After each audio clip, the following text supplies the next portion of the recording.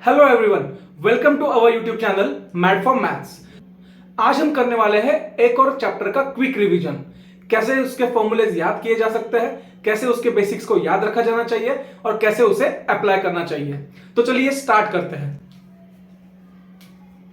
Chapter का नाम है एरियाज रिलेटेड टू सर्कल। तो सर्कल चैप्टर को हमको 3 पार्ट्स में पढ़ना है। सबसे पहला पार्ट, उसके बाद दूसरा पार्ट और उसके बाद तीसरा पार्ट। तो सबसे पहला पार्ट क्या होना चाहिए? सबसे पहला पार्ट होना चाहिए basics of circles. Second part formula. Circles chapter में कितने फॉर्मूलाज आ रहे हैं जिसका यूज करना चाहिए हमको एरियाज फाइंड करने के लिए। और तीसरा पॉइंट है एप्लीकेशन।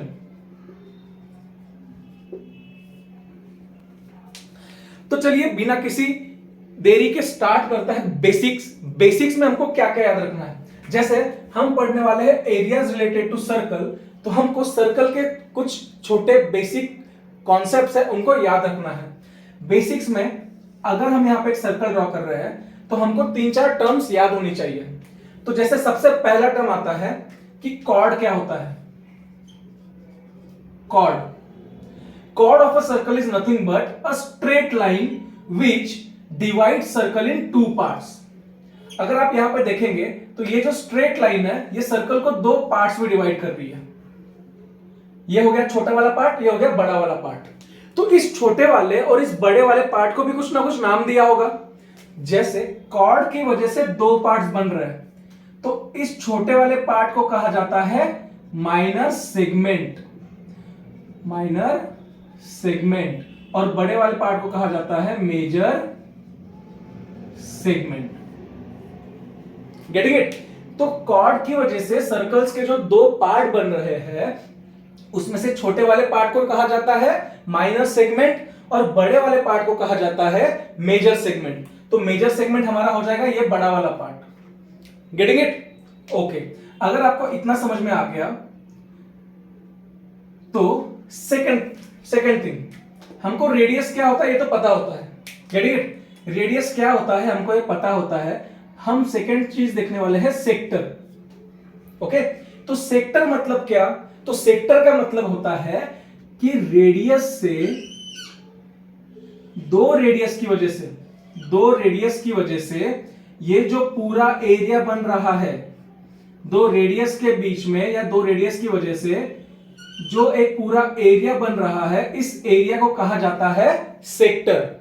तो अगर आप थोड़ा गौर करेंगे तो segment is nothing but a part of a circle जिसमें रेडियस को कोई इन्वॉल्वमेंट नहीं है। ये सेगमेंट है और ये सेक्टर है जिसमें रेडियस का इन्वॉल्वमेंट है।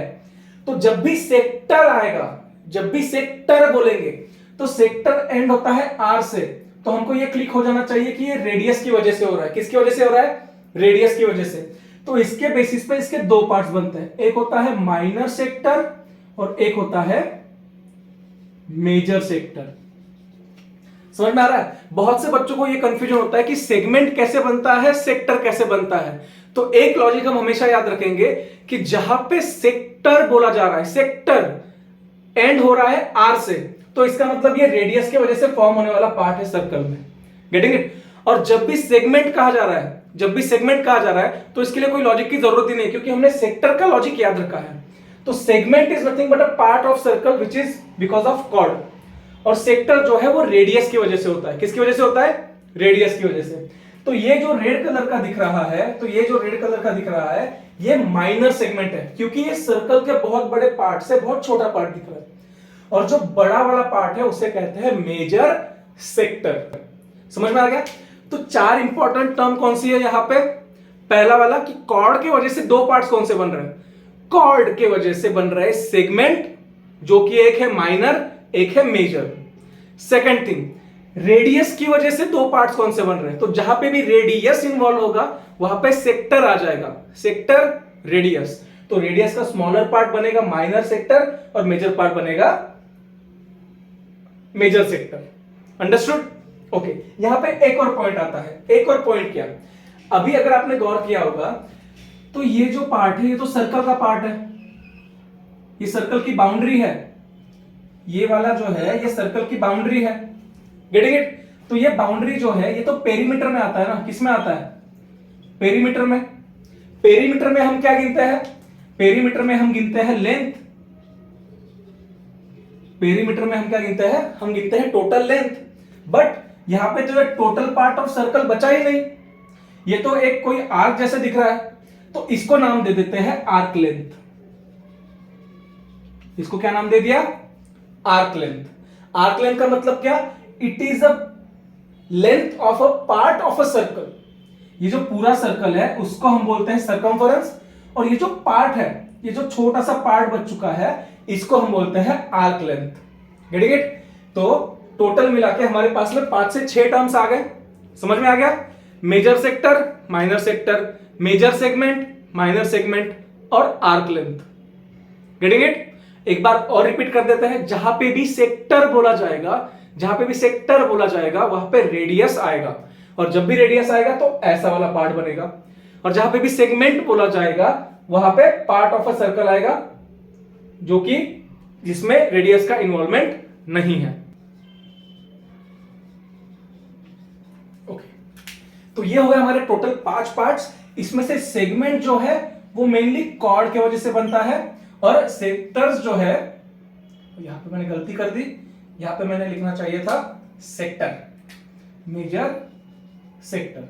और जो सेक्टर है वो बनता है मेनली रेडियस की वजह से। Getting it? अभी सेकंड चलते हैं हम चीज जो है फॉर्मूला। फॉर्मूला हम कैसे समझेंगे, देखिए अगर एक सर्कल दिया गया है, अगर एक सर्कल दिया गया है, इस सर्कल में हम पार्ट को स्टडी कर रहे हैं। किसको स्टडी कर रहे हैं, पार्ट्स को स्टडी कर रहे हैं। हमको तो एक चीज पता है, टोटल पेरीमीटर होता है सर्कल का 2 पाई आर, टोटल एरिया होता है pi r square. Okay, this is for what, this is for total circle, और for except instead of writing total I will write for a complete circle. Okay, हमको बहुत detail में नहीं जाना है, हमको बस फॉर्मूलेज याद रहने चाहिए, उसका मैं लॉजिक दे रहा हूं। ओके, तो टोटल या कंप्लीट सर्कल के लिए 2 पाई आर और पाई आर स्क्वायर फॉर्मूला होता है। लेकिन हमने थोड़ी देर पहले देखा कि हम तो पार्ट ऑफ सर्कल पढ़ने वाले हैं, बस क्या पढ़ने वाले हैं, पार्ट ऑफ सर्कल पढ़ने वाले हैं। तो पार्ट ऑफ सर्कल को कैसे डिवाइड किया जाए, तो पार्ट ऑफ सर्कल को हम डिवाइड करेंगे, ये जो सेंटर में रेडियस के साथ में जो एंगल बनता है ना, सेंटर में रेडियस के साथ में जो एंगल बनता है, उस एंगल के बेसिस पे हम सर्कल के पार्ट्स को डिवाइड करने वाले हैं। ओके, हम बहुत डिटेल में नहीं जाने वाले क्योंकि हमारे फाइनल एग्जाम में वक्त ही बहुत कम रह चुका है। तो मैं डायरेक्टली फॉर्मूला पे आता हूं कि हम पार्ट कैसे ढूंढेंगे। पार्ट कैसे ढूंढना है, पार्ट ऑफ सर्कल कैसे ढूंढना है, तो इसके लिए सिंपली हम लिखेंगे थीटा अपॉन 360। क्या लिखना है, थीटा अपॉन 360। अभी थीटा मतलब क्या, theta is a angle made by 2 radius, और theta is a angle between 2 radius. समझ में आ गया, हमारा ये जो एंगल है ये एंगल होगा थीटा। Getting it? ओके, तो थीटा अपॉन 360 हो गया हमारा फॉर्मूला। अभी इस फॉर्मूला में क्या करना है, इस फॉर्मूला में इस पार्ट को मल्टीप्लाई कर देना है। अगर मुझे आर्क लेंथ के बारे में कहा जाता है, किसके बारे में, मैं एक बार लेफ्ट हैंड साइड का बोर्ड क्लियर कर लेता हूं ताकि हम आराम से फॉर्मूला लिख सके। Okay, arc length, arc length का एक फॉर्मूला होता है और एक होता है सेक्टर का फॉर्मूला। ओके, आर्क लेंथ का मतलब क्या कि ये जो डायग्राम बन रहा है, ये जो डायग्राम बन रहा है, इसमें मुझे स्पेसिफिकली सर्कल का ये जो पार्ट है, इसमें स्पेसिफिकली सर्कल का ये जो पार्ट है, ये जो पार्ट है, ये जो पार्ट है जो 2 रेडियस के बीच में आ रहा है, इसका सिर्फ लेंथ कैलकुलेट करना है। क्या कैलकुलेट करना है, सिर्फ लेंथ। और सेक्टर का मतलब क्या है कि अगर मुझे कोई सर्कल दे दिया गया है तो उसका ये जो पार्ट बन रहा है टोटल, ये होता है सेक्टर। इसको क्या कहा जाता है, सेक्टर। और इस सेक्टर का हम क्या निकालते हैं, एरिया। हम क्या निकालते हैं, एरिया। Getting it? तो लेंथ का फॉर्मूला तो हमको पता है, टोटल सर्कल का लेंथ होता है 2 पाई आर, और टोटल सर्कल का एरिया होता है पाई आर स्क्वायर। अंडरस्टूड? और हमने क्या डिसाइड किया कि ये जो सेंटर में एंगल बन रहा है ना थीटा करके, हमको ये तो पार्ट दे रहा है, ये तो सर्कल का एक पार्ट बना रहा है, तो जब भी सर्कल का कोई पार्ट बनेगा हम उसको थीटा अपॉन 360 लिखेंगे। क्या लिखेंगे? थीटा अपॉन 360 लिखेंगे। और जब भी उस पार्ट को कैलकुलेट करना है तो इस थीटा अपॉन 360 को हम मल्टीप्लाई कर देंगे इस फॉर्मूला में, जो ओरिजिनल फॉर्मूला है। Getting it? तो इस तरह से हमको ये दो फॉर्मूले याद रखने हैं। अंडरस्टूड? अभी आप कहोगे भैया फॉर्मूलास तो याद हो जाता है, बस ये समझ में नहीं आता कि इनको अप्लाई कहां करना है।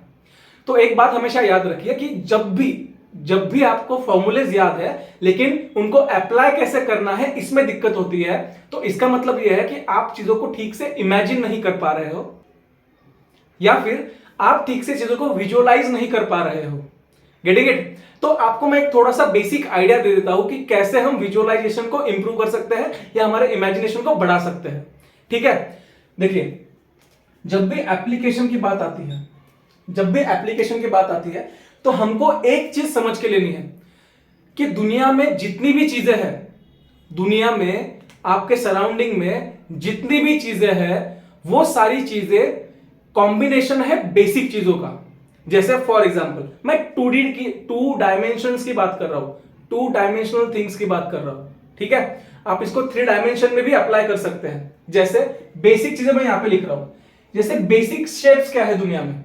बेसिक शेप्स में क्या क्या आता है? बेसिक शेप में आता है सर्कल, बेसिक शेप्स में एक सर्कल आता है, दूसरा आता है स्क्वायर, तीसरा आता है रेक्टेंगल, चौथा आता है पैरेललोग्राम, स्पेलिंग पे जाइए मत, पांचवा आता है रोम्बस, छठवा है काइट, उसके बाद है ट्रेपेजियम। ओके, उसके बाद में एक आध कोई चीज आएगी। ओके, लेकिन हमारे लिए क्या इंपॉर्टेंट है? हमारे लिए ये 6-7 चीजें ही इंपॉर्टेंट है। आप कुछ भी देखिए, बहुत सारी चीजें या तो डायरेक्टली ये है या फिर इनका ही कोई कॉम्बिनेशन बना के दे दिया है। तो आपको एप्लीकेशन में जब भी आप जा रहे हो, जब भी कोई भी क्वेश्चन का आप एप्लीकेशन देख रहे हो, तो उसको कैसे अप्लाई करना है। जैसे फॉर एग्जांपल बहुत सी बार आपको ऐसे सवाल दे दिया जाता है कि दिस इज स्क्वायर और इसमें एक सर्कल है, गेटिंग इट? तो find the area of remaining part. तो आपको क्या करना है, आपको ये जो बेसिक 6-7 स्ट्रक्चर है, ये जो बेसिक 6-7 डायग्राम्स है, इनको दिमाग में रखना है।